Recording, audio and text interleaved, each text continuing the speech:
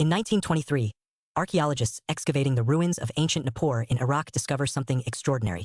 A clay prism. It's sided, covered in cuneiform writing, perfectly preserved for over 4,000 years. They begin translating, and what they read makes no sense. A list of kings, rulers of ancient Sumer, with their reign lengths carefully recorded. But the numbers are impossible. Alulum ruled for 28,800 years. Alaunga ruled for 36,000 years. Enmenluana ruled for 43,200 years. This isn't mythology. This isn't legend. This is an official document, copied and recopied across centuries, treated as historical fact by ancient scribes. Kings who ruled for 20,000 years, 30,000 years. Impossible lifespans that mock everything we know about human biology and history. And then, after a specific event the document calls the flood, the lifespans suddenly normalize. Kings start ruling for 20, 30, 40 years. Human lifespans. What is this document? Why does it record impossible reigns? And what does it reveal about how ancient civilizations understood time, power, and legitimacy? Welcome to one of archaeology's strangest puzzles. The Sumerian Kings List isn't a single tablet. It's a document that exists in multiple copies, found across ancient Mesopotamia. The most famous version, the Weld Blundell prism, was acquired by the Ashmolean Museum at Oxford in 1923. It's a clay prism about 20 centimeters tall, covered on all sides with dense cuneiform script, written around 2000 BC, during the reign of Uar's third dynasty. But the document itself claims to record history going back much further, to the very beginning, to when kingship first descended from heaven. The Kings List is exactly what it sounds like, a chronological list of Sumerian rulers, organized by city and dynasty. For each king, it provides name, often with epithets or descriptions, city of rule, which Sumerian city-state held dominance, length of reign, recorded in years, succession note, how power transferred to the next dynasty. It's formatted like an official chronicle, a historical record. Scribes treated it as authoritative. We know because they kept copying it for over 1,000 years. The King's List exists in 18 different versions, discovered at multiple sites. The Weld Blundell prism, Oxford, most complete version. Fragments from Nippur, multiple copies found in temple archives. Larsa version, slightly different king names and reign lengths. Later Babylonian copies, showing how the tradition continued. The fact that it was copied repeatedly, by different scribes in different cities across centuries, tells us something important. Ancient Mesopotamians believed this was real history. The document begins with a powerful statement. When kingship from heaven was lowered, kingship was in Eridu. Kingship from heaven, not elected, not seized by force, lowered by divine authority. This isn't just history, it's theology disguised as chronicle.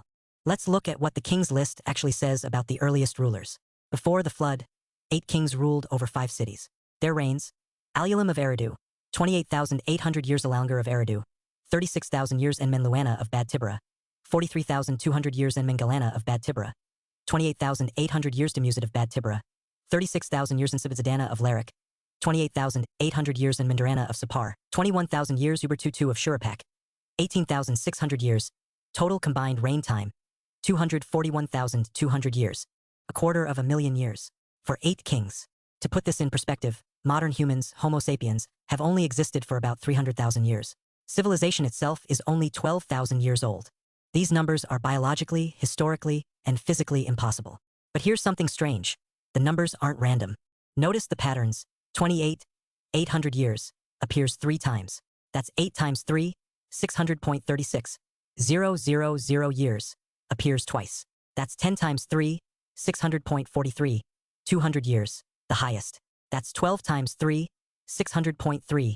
600, the base unit. Called a sar in Sumerian. It's their largest counting unit. These aren't wild exaggerations.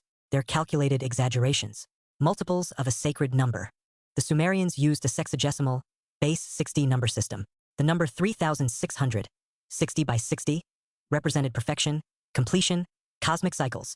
These aren't historical lifespans. They're symbolic lifespans. Mathematical statements about divine authority.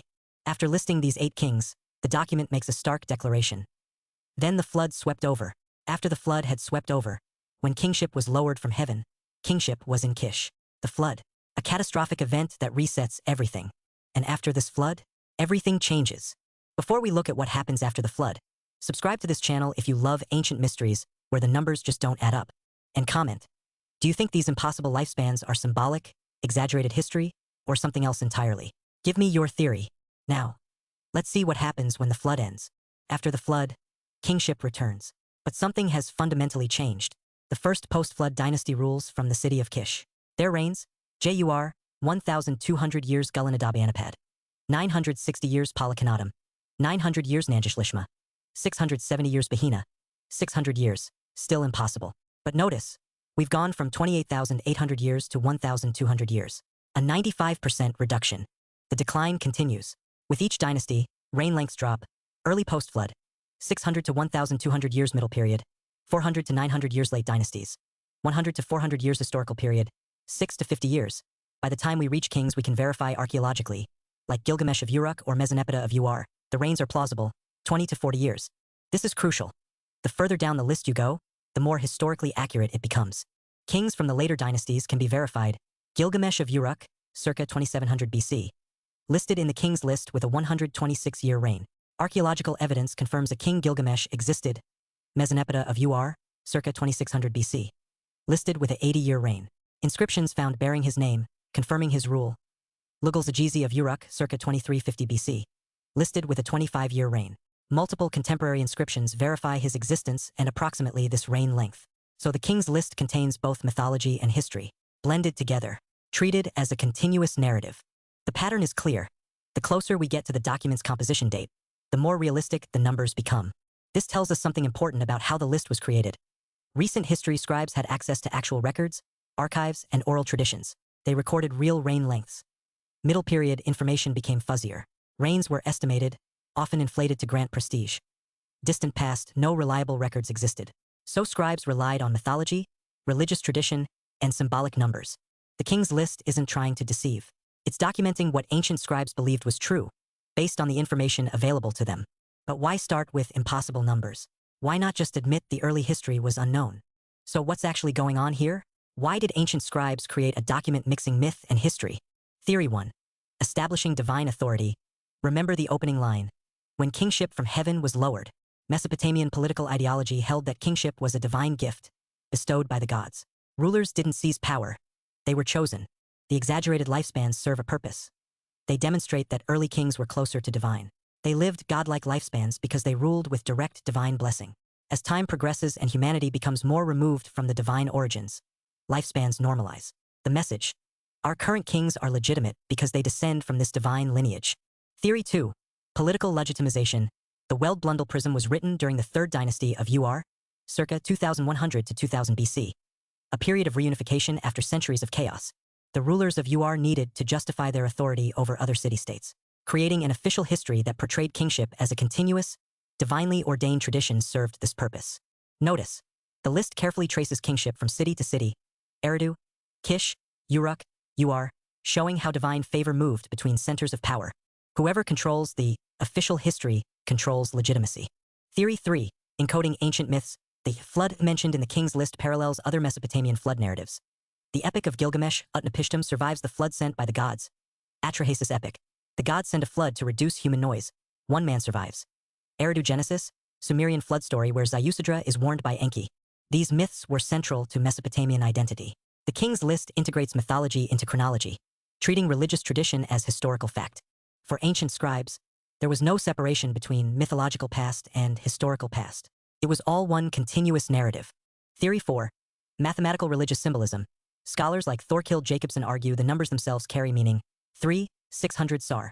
Represented cosmic completion in Sumerian numerology. 60 and multiples. Sacred in base 60 mathematics. Pre-flood kings total 241,200 years. Equals 67 by 3600. Possibly representing 67 cosmic cycles. 8 pre-flood kings. Parallels 8 generations before Noah in Genesis, suggesting shared traditions. The numbers aren't attempting historical accuracy. They're encoding religious and cosmological concepts into historical narrative. Modern scholars generally agree. The early reigns are mythological, not meant as literal history, but as establishing divine origins of kingship. The middle period is exaggerated, based on fragmentary memory, inflated for prestige. The later period is historical, contains verifiable information cross-referenced with archaeology. The document served political purposes, legitimizing current rulers by connecting them to ancient, divinely appointed predecessors. It's not a modern history textbook.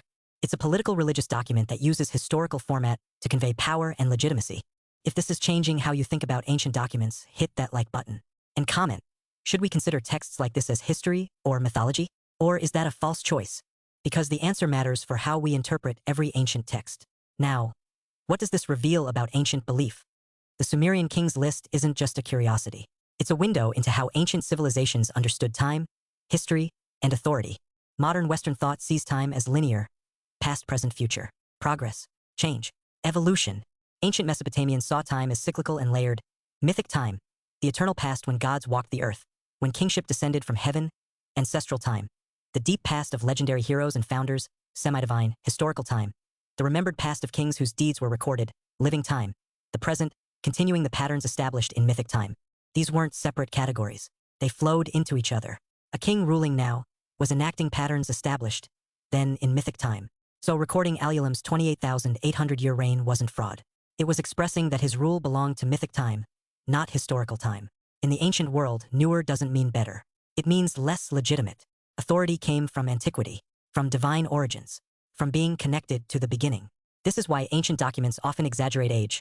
Egyptian king lists trace rulers back to the gods Ra and Horus. Chinese dynastic records connect emperors to mythological sage kings ruling for thousands of years. Hebrew Bible, pre-flood patriarchs, Methuselah, Adam, live 900 plus years.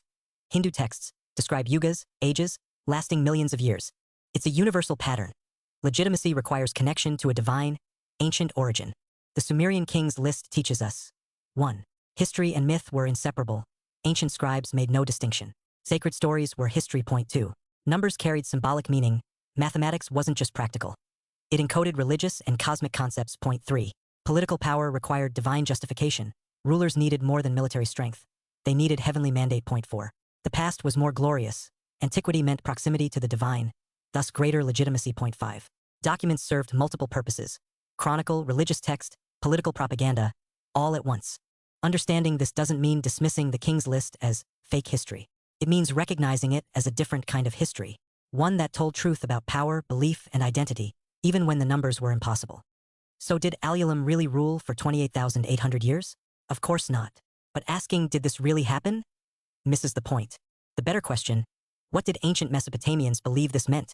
And the answer is, they believed kingship was divine, that their rulers descended from cosmic origins. That time stretched back impossibly far, connecting them to when gods and humans walked together. The Sumerian Kings List influenced countless later traditions. Biblical chronologies with their long-lived patriarchs. Greek king lists tracing rulers to gods. Medieval chronicles connecting kings to mythic founders. It established a template. Legitimate authority requires ancient, divine origins. Mysteries remain. Why those specific numbers?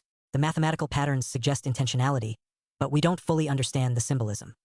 Who compiled it first? We have copies from 2000 BC, but the original composition date is unknown.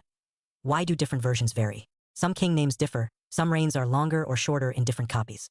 What happened to the original tradition? Did earlier, now lost documents exist? We'll probably never have complete answers. The scribes who understood the full meaning are 4,000 years dead. But the Sumerian Kings List endures. A clay prism covered in impossible numbers, reminding us that ancient peoples didn't think like us, didn't see time like us, didn't understand power and legitimacy like us.